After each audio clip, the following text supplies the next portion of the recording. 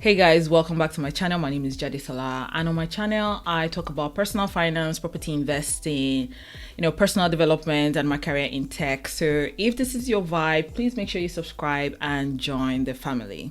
So I recently bought my first home here in London after buying 2 investment properties in Liverpool.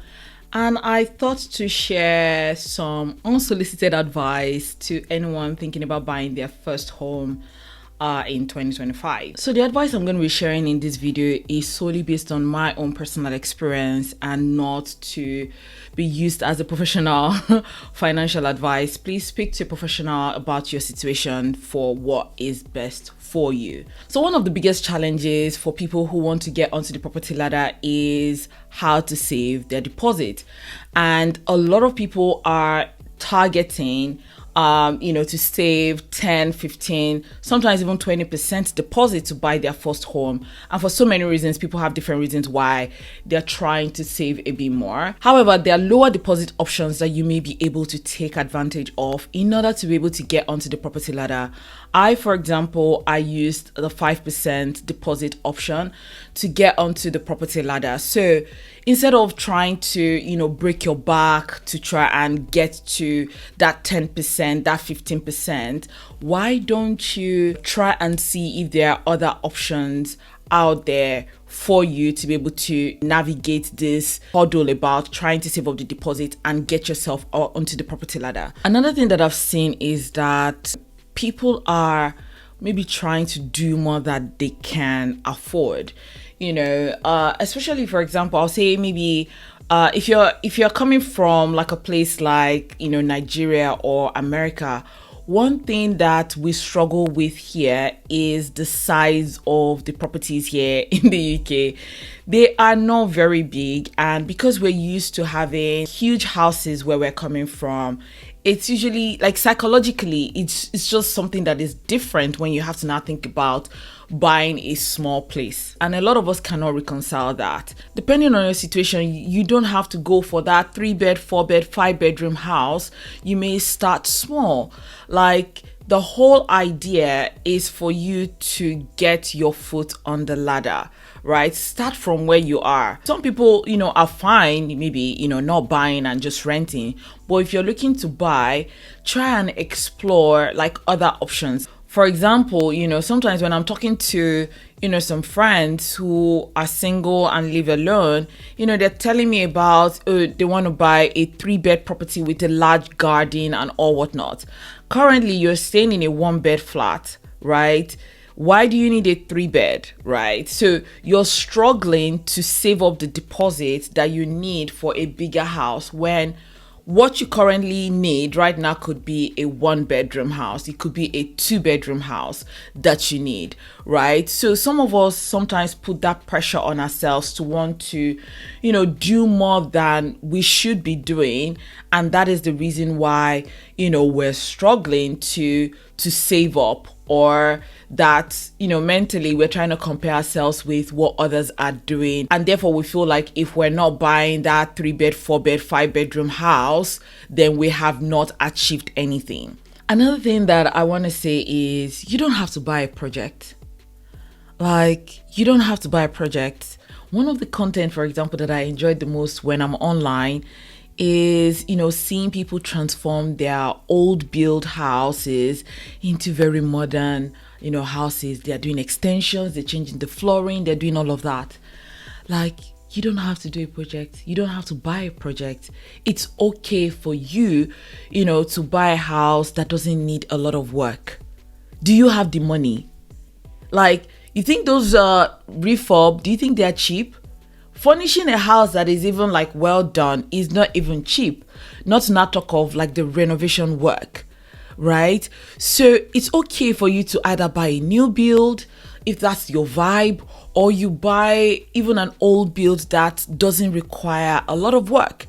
We keep putting some of this pressure on ourselves that nobody else is putting it on us except for us, right? So it's okay for you to buy a house that doesn't need work. It doesn't take away from the fact that you now own the house, right? And in as much as I enjoy, content like that, I told myself, I don't want a project. For so many reasons, I didn't want a project. One is the cost. Secondly is I personally don't even have the bandwidth to do DIY, even if I wanted to do it myself. I just wanted to move into a place that I know that even if I want to do anything, I can take my time to do it. Right. So there's less pressure on you financially. Like, you're already taking a huge financial step by trying to buy a house. You don't have to add on to it. If you have the money, by all means, please buy a project. Let's see your content on how you're transforming your house, because I love those kind of content, right? But you need to recognize that it may take you months, years, even sometimes, to get that house to the standard that you want. Right, so you don't have to do that with your first house. It's totally okay for you to buy something that you can just move into without having to do anything else in the property. Another thing that I would advise, and I probably think that this should probably even be the first advice, is a lot of people are relying on, information that they're hearing from different people to make their own decision. And what do I mean by this? Everybody's situation is very different, right? Even if we are the same, we are likely not going to get the same, mortgage amount, the same house, the same interest rate, the same kind of repayment. We may not be able to put down the same kind of deposit. So your situation is very unique to you. And the only way you can know the true status of your own situation is by speaking to a professional, a mortgage broker, about your situation. Some people have listened to other people about how they went about getting their own property, and they're using that as a yardstick and saying this is exactly what is also going to happen to them. Whereas you can go and find that information out about your own peculiar situation. Right. Are you earning the same salary? Are you buying the same property? Is it the same price? Is it the same lender? Right? Are you on the same type of visa? These are things that may have impact on, your own mortgage situation. And the only professional that can help you with that information is your mortgage broker. So while it's good for you to listen to, other people's journey, why are you not going to find out the information on your own? So I see people who haven't taken steps because their friend has told them something about their own journey, right? Whereas you might actually be ready without even knowing it, but you haven't gone to speak to someone. You're waiting till, let's say, for example, your friend said, oh, they absolutely had to save 10% deposit before they could get a property. Whereas if you don't speak to a mortgage broker, about your situation, you may not know that you are actually ready, with your deposits to even start looking for a house. So instead of waiting till you have all your ducks in a row, speak to a professional, and there are free mortgage brokers out there. So you don't even have to pay, for someone to actually give you this advice. You can just speak to a free mortgage broker about your situation, share your documents with them, and let them profile you and give you a custom advice about your own situation. Another thing is, everybody keeps talking about interest rates. Oh, they're waiting for interest rate to come down. That is when they're going to buy a house. I'm not saying don't wait, but all I'm going to say is we have all been waiting for this interest rate to come down for a few years now, and it's not coming down at the rate that a lot of people enjoyed in the past. When people were enjoying 1%, 2% interest rate, it's not coming that low, right? And the longer you wait, who knows if this is going to come down or is going to go up. But the interesting thing that I find about interest rate for me when I hear people talking about it is a lot of people actually don't even know what this means. Like, why are you not looking at the interest rate in terms of your own affordability, right?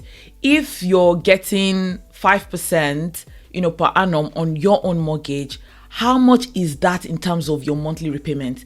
That is where you should focus on. Can you afford this repayment? Some of us go ahead and then we look at the total amount we're going to pay in the life of, the 30, 40-year mortgage. And we're like, oh, I'm borrowing X amount of money. They're charging me 10X. Someone is borrowing you, money for 30, 40 years What exactly do you think this is? What do you think is supposed to happen? You're going to pay interest, and you're going to pay a lot. Are you forgetting that a child that you give birth to in 30 years time will probably have their own family, and you don't think that you're going to be paying a lot of interest if you borrowed money, right? So for me, that is not a good argument, right? To say, oh, you're going to be paying a lot of interest. There are other things that you can do to reduce your interest. You can always overpay your mortgage. That will reduce the amount of total interest that you're going to pay. It would also even, help to reduce the term of the mortgage. These are things that you can do in the future, but if you're absolutely thinking about getting on the ladder and this is something that is discouraging you, maybe you want to change your mindset about how to look at this interest rate, because you're looking at interest rate, right? If interest rate drops, the likelihood of property prices going up is very high. So there's a cost to everything. It's either you're paying it in terms of interest, or you're going to be paying it in terms of the property price that you're going to be buying, right?